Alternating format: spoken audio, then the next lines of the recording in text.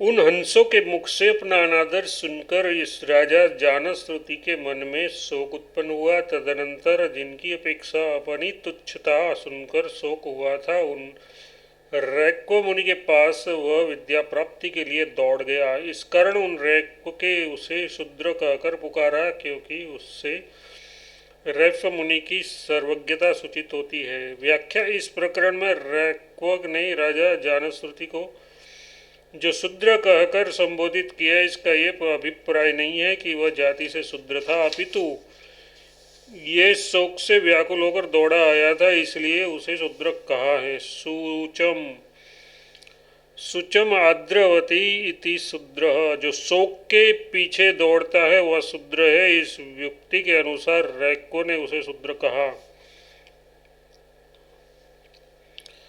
यही बात उस प्रकरण की समालोचना से सिद्ध होती है। छंदोपनिषद में वह प्रकरण इस प्रकार है: राजा जानश्रुति श्रद्धापूर्वक बहुत दान देने वाला था। वह अतिथियों के भोजन के लिए बहुत अधिक अन्न तैयार कराकर रखता था। उसके ठहरने के लिए उसने बहुत सी विश्राम शालाएं भी बना रखी थी। एक दिन की बात है, राजा जानश्रुति रात के समय अपने महल की छत पर बैठा था। उसी समय उसके ऊपर से आकाश में कुछ हंस उड़ते हुए जा रहे थे। उसमें से एक हंस ने दूसरे को पुकार कर कहा, अरे सावधान, इस राजा जानश्रुति का महान तेज आकाश में फैला हुआ है, वो कहीं भूल से उसका स्पर्श न कर लेना, नहीं तो वह तुम्हें भस्म कर देगा। यह सुनकर आगे कह जाने वाले हंस ने कहा, अरे भाई, तू किस महत्ता को लेकर इस राजा को इतना महान मान रहा है? क्या तू इसको गाड़ी वाले रैफ के समान समझता है?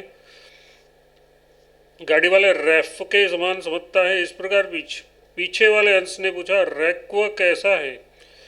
अगले हंस ने उत्तर दिया, यह सारी प्रजा जो कुछ भी शुभ कर्म करती है वह सब उस रैक्व को प्राप्त होता है, तथा जिस तत्व को रैक्व जानता है उसे जो कोई भी जान ले, उनकी भी ऐसी महिमा हो जाती है। इस प्रकार हंसों से अपनी तुच्छता की बात सुनकर राजा ने मन में शोक हुआ। फिर वह रैक्व की खोज कराकर उसके पास विद्या ग्रहण के लिए गया। रैक्व मुनि सर्वज्ञ थे, वे राजा की मन स्थिति को जान गए। उन्होंने उनके मन में जगे हुए ईर्षा भाव को दूर करके उसमें श्रद्धा भाव उत्पन्न करने का विचार किया और अपनी सर्वज्ञता सूचित करके उसे सावधान करते हुए शूद्र कहकर पुकारा। ये जानते हुए कि जानश्रुति क्षत्रिय है, रैक्व ने उसे शूद्र इसलिए कहा कि वह शोक के वशीभूत होकर दौड़ा आया था।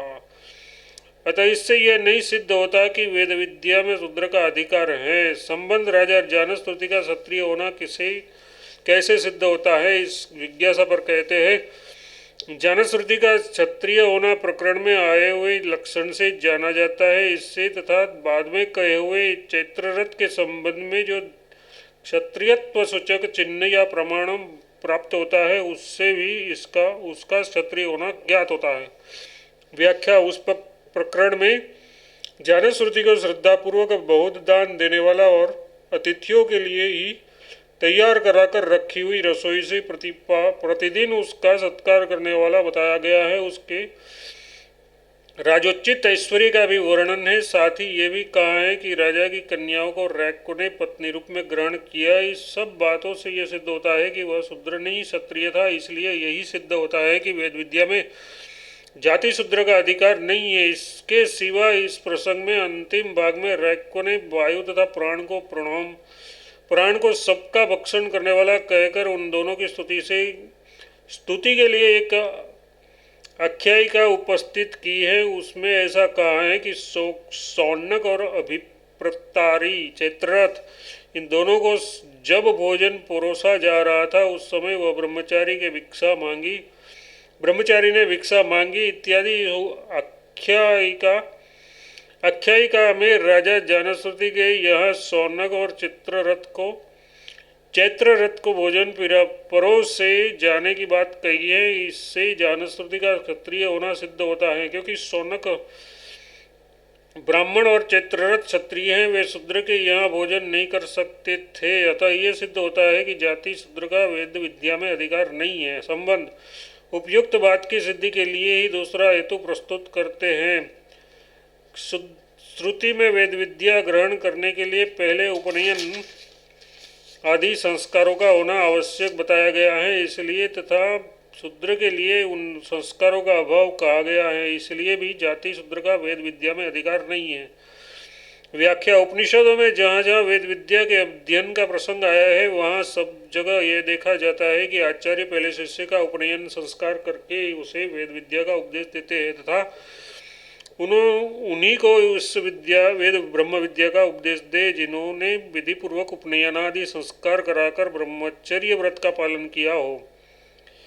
तेरा उपनयन संस्कार कराऊंगा, उसका उपनयन संस्कार किया इत्यादि। इस प्रकार वेद विद्या के अध्ययन में उपनयन आदि संस्कारों का होना परम आवश्यक माना गया है तथा शूद्रों के लिए उन संस्कारों का विधान नहीं किया है। इससे यह स्पष्ट हो जाता है कि शूद्रों का वेद विद्या में अधिकार नहीं है। इस बात को दृढ़ करने के लिए दूसरा कारण बताते हैं। शिष्य में उस शूद्रत्व का अभाव निश्चित करने के लिए आचार्य की प्रवृत्ति पाई जाती है कि इससे यही सिद्ध होता है कि वेदाध्ययन में शूद्र का अधिकार नहीं है। जानश्रुति तथा रैक्व की कथा के बाद ही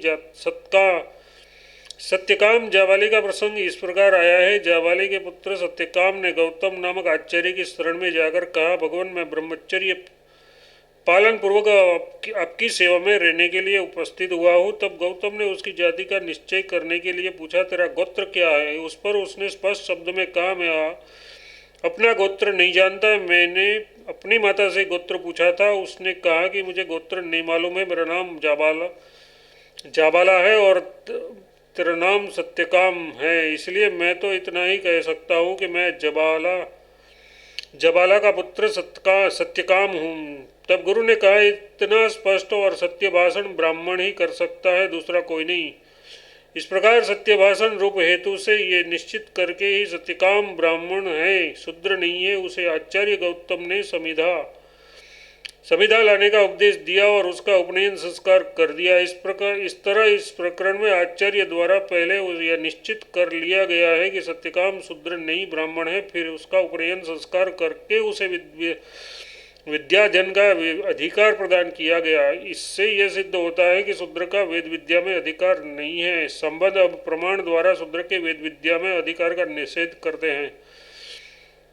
शूद्र के लिए वेदों के श्रवण अध्ययन तथा अर्थ ज्ञान का भी निषेध किया गया है। इससे तथा स्मृति प्रमाण से भी यही सिद्ध होता है कि वेद विद्या में शूद्र का अधिकार नहीं है। व्याख्या। श्रुति में शूद्र के लिए वेद के श्रवण अध्ययन तथा अर्थ ज्ञान का भी निषेध किया गया है तथा जो शूद्र है वह श्मशान के तुल्य है अतः शूद्र के समीप वेदाध्ययन नहीं करना चाहिए। इसके द्वारा शूद्र के वेद श्रवण का निषेध सूचित होता है। जब सुनने तक का निषेध है तब अध्ययन और अर्थ ज्ञान का निषेध स्वतः सिद्ध हो जाता है। इससे ही तथा स्मृति के वचन से भी यह सिद्ध होता है कि शूद्र को वेदाध्ययन का अधिकार नहीं है। इस विषय में पराशर स्मृति का वचन इस प्रकार है, वेद के अक्षरों का अर्थ समझने के लिए विचार करने पर शूद्र तत्काल पतित हो जाता है। मनुस्मृति में भी कहा है कि शूद्र को वेद विद्या का ज्ञान नहीं देना चाहिए। इसी प्रकार अन्य स्मृतियों में भी जगह जगह शूद्र के लिए वेद के श्रवण अध्ययन तथा अर्थ ज्ञान का निषेध किया गया है। इससे यही मानना चाहिए कि वेद विद्या में शूद्र का अधिकार नहीं है। इतिहास में जो विदुर आदि शूद्र जातीय सत्पुरुषों का ज्ञान प्राप्त होने की बात पाई है, उसका भाव यह समझना चाहिए कि इतिहास पुराणों को सुनने और पढ़ने को चारों वर्णों का समान रूप से अधिकार है। इतिहास पुराणों के द्वारा शूद्र भी परमात्म तत्व का ज्ञान प्राप्त कर सकता है। इस प्रकार उसे भी भक्ति एवं ज्ञान का फल प्राप्त हो सकता है। फल प्राप्ति में कोई विरोध नहीं है, क्योंकि भगवान की भक्ति द्वारा परम गति प्राप्त करने में मनुष्य मात्र का अधिकार है। संबंध यहाँ तक के प्रकरण में प्रसंगवश प्राप्त हुए अधिकार विषयक वर्णों को पूरा करके ये सिद्धांत स्थिर किया गया कि ब्रह्म विद्या में वेदादि का अधिकार है और ब्रह्म विद्या में देवादि का अधिकार है और शूद्र का अधिकार नहीं है। अब ये विषय को यहीं समाप्त करके पुनः पूर्वोक्त अंगुष्ठ मात्र पुरुष के स्वरूप पर विचार किया जाता है। कंपनात मतलब पूर्वोक्त अंगुष्ठ मात्र पुरुष परब्रह्म परमात्मा ही है, क्योंकि उसी में संपूर्ण जगत चेष्टा करता है और उसी के भय से सब कांपते हैं। व्याख्या कठोपनिषद के दूसरे अध्याय में प्रथम वल्ली से लेकर तृतीय वल्ली तक अंगुष्ठ मात्र पुरुष का प्रकरण आया है। यहाँ अंगुष्ठ मात्र पुरुष के रूप में वर्णित उस परम पुरुष परमात्मा के प्रभाव का वर्णन किया है तथा बाद में ये बात कही है कि उस परमात्मा से निकला हुआ ये जो कुछ भी संपूर्ण जगत है वह उस प्राण स्वरूप ब्रह्म में ही चेष्टा करता है। उस उठे हुए वज्र के समान महान भयानक सर्वशक्तिमान परमेश्वर को जो जानते हैं वे अजर अमर हो जाते हैं तथा इसी के भय से अग्नि तपता है, इसके भय से सूर्य तपता है, इसके भय से इंद्र वायु तथा पांचवें मृत्यु देवता ये सब अपने अपने कार्य में दौड़ रहे हैं। इस वर्णन से यह स्पष्ट हो जाता है कि अंगुष्ठ मात्र पुरुष ब्रह्म ही है, क्योंकि संपूर्ण जगत जिसमें चेष्टा करता है अथवा जिसके भय से कंपित होकर सब देवता अपने अपने कार्य में संलग्न रहते हैं वह न तो प्राणवायु हो सकता है और न इंद्र ही। वायु और इंद्र स्वयं ही उसकी आज्ञा का पालन करने के लिए भयभीत रहते हैं। अतः यह अंगुष्ठ मात्र पुरुष ब्रह्म ही है, इसमें लेश मात्र भी संशय के लिए स्थान नहीं है। संबंध इस बात के 14वें सूत्र से लेकर 23वें तक दहराकाश का प्रकरण चलता है। वहाँ ये बताया गया है कि दहर शब्द परब्रह्म परमात्मा का वाचक है। फिर 24वें सूत्र में कठोपनिषद में वर्णित अंगुष्ठ मात्र पुरुष के स्वरूप पर विचार चल पड़ा, क्योंकि दहराकाश की भांति वह भी हृदय में ही स्थिर बताया गया है। उसी प्रकरण में देवादि के वेद विद्या में अधिकार संबंधी प्रासंगिक विषय पर विचार चल पड़ा और 48वें सूत्र से वह प्रसंग समाप्त हुआ। फिर 39वें सूत्र में पहले के छोड़े हुए अंगुष्ठ मात्र पुरुष के स्वरूप पर विचार किया गया। इस प्रकार बीच में आए हुए प्रसंगोपात विचार करके जब अब पुनः दहराकाश विषय छूटे हुए प्रकरण पर विचार आरंभ किया जाता है। यह ज्योति शब्द परब्रह्म का ही वाचक है, क्योंकि श्रुति में अनेक स्थानों पर ब्रह्म के अर्थ में ज्योति शब्द का प्रयोग देखा जाता है।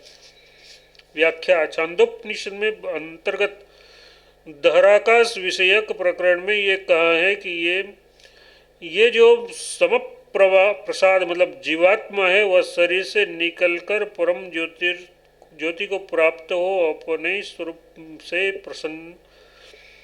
अपने स्वरूप से संपन्न हो जाता है। इस वर्णन में जो ज्योतिष शब्द आया है वह परब्रह्म परमात्मा का ही वाचक है, क्योंकि श्रुति में अनेक स्थलों पर ब्रह्म के अर्थ में ज्योति शब्द का प्रयोग देखा जाता है। उदाहरण के लिए यह श्रुति उद्धृत की जाती है, अथ पद परो देवो ज्योतिर्ते।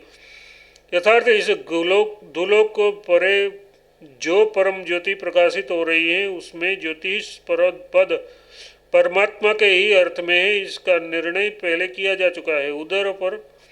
ऊपर दी गई श्रुति में ज्योतिष पद का परम विशेषण आया है। इससे भी यह सिद्ध होता है कि परब्रह्म को ही यहाँ परम ज्योति कहा गया है। संबंध उपयुक्त सूत्र में दहर के प्रकरण में आए हुए ज्योति पद को परब्रह्म का वाचक बताकर उस प्रसंग को वहीं समाप्त कर दिया गया। अब ये जिज्ञासा होती है कि दहराकाश के प्रकरण में आया हुआ आकाश शब्द परब्रह्म का वाचक हो, परंतु छांदोपनिषद में तो जो आकाश शब्द आया है वह किस अर्थ में है, अतः उसका निर्णय करने के लिए आगे का सूत्र प्रारंभ करते हैं। आकाश शब्द परब्रह्म का ही वाचक है, क्योंकि उसे नाम रूपमय जगत से भिन्न वस्तु बताया गया है। व्याख्या छांदोपनिषद में कहा गया है कि आकाश नाम से प्रसिद्ध तत्व नाम और रूप का निर्वाह करने वाला है। वे दोनों जिसके भीतर हैं वह ब्रह्म है, वह अमृत है और वही आत्मा है। इस प्रसंग में आकाश को नाम रूप से भिन्न तथा नाम रूपात्मक जगत को धारण करने वाला बताया गया है। इससे इसलिए वह भूताकाश अथवा जीवात्मा का वाचक नहीं हो सकता, क्योंकि भूताकाश तो स्वयं नाम रूपात्मक प्रपंच के अंतर्गत है और जीवात्मा सबको धारण करने में समर्थ नहीं है। इसीलिए जो भूताकाश सहित समस्त जड़ चेतनात्मक जगत को अपने में धारण करने वाला है, वह परब्रह्म परमात्मा ही यहाँ आकाश नाम से कहा गया है। वहाँ जो ब्रह्म अमृत और आत्मा ये विशेषण दिए गए हैं वे ही भूताकाश अथवा जीवात्मा के उपयुक्त नहीं है। इसलिए उनसे भिन्न परब्रह्म परमात्मा ही वहाँ आकाश नाम से वर्णित हुआ है। संबंध यहाँ ये जिज्ञासा होती है कि मुक्तात्मा जब ब्रह्म को प्राप्त होता है उस समय उसमें ब्रह्म के सभी लक्षण आ जाते हैं, अतः यहाँ उसी को आकाश नाम से कहा गया है। ऐसा मान ले तो क्या हानि है। इस पर कहते हैं सुसुप्ति तथा मृत्यु काल में भी जीवात्मा और परमात्मा का भेद पूर्वक वर्णन है, इसलिए आकाश शब्द यहाँ परमात्मा का ही बोधक है। व्याख्या चांदोपनिषद में कहा है कि जिस अवस्था में यह पुरुष सोता है उस समय यह सत्य अपने कारण से संपन्न संयुक्त होता है। ये वर्णन सुषुप्ति काल का है। इसमें जीवात्मा का पुरुष नाम से और कारणभूत परमात्मा का सत्य नाम से भेदपूर्वक उल्लेख हुआ है। इसी तरह उत्क्रांति का भी इस प्रकार वर्णन मिलता है। यहाँ जीवात्मा इस शरीर से निकलकर परम ज्योति स्वरूप परमात्मा को प्राप्त हो अपने शुद्ध स्वरूप से संपन्न हो जाता है। इसमें भी समप्रसाद नाम से जीवात्मा का और परम ज्योति नाम से परमात्मा का भेदपूर्वक निरूपण है। इस प्रकार सुषुप्ति और उत्क्रांति काल में भी जीवात्मा और परमात्मा का भेदपूर्वक वर्णन होने से उपयुक्त आकाश शब्द मुक्तात्मा का वाचक नहीं हो सकता, क्योंकि मुक्तात्मा में ब्रह्म के सदस्य कुछ सद्गुणों का आविर्भाव होने पर भी उसमें नाम रूपात्मक जगत को धारण करने की शक्ति नहीं आती। संबंध उपयुक्त कथन की पुष्टि के लिए ही दूसरा हेतु उपस्थित करते हैं। पत्यादिव्य उस परब्रह्म के लिए श्रुति में पति परम महेश्वर आदि विशेष शब्दों का प्रयोग होने से भी यही सिद्ध होता है कि जीवात्मा और परमात्मा में भेद है। व्याख्या श्वेताश्वतोपनिषद में मैं परमात्मा के स्वरूप का इस प्रकार वर्णन आया है।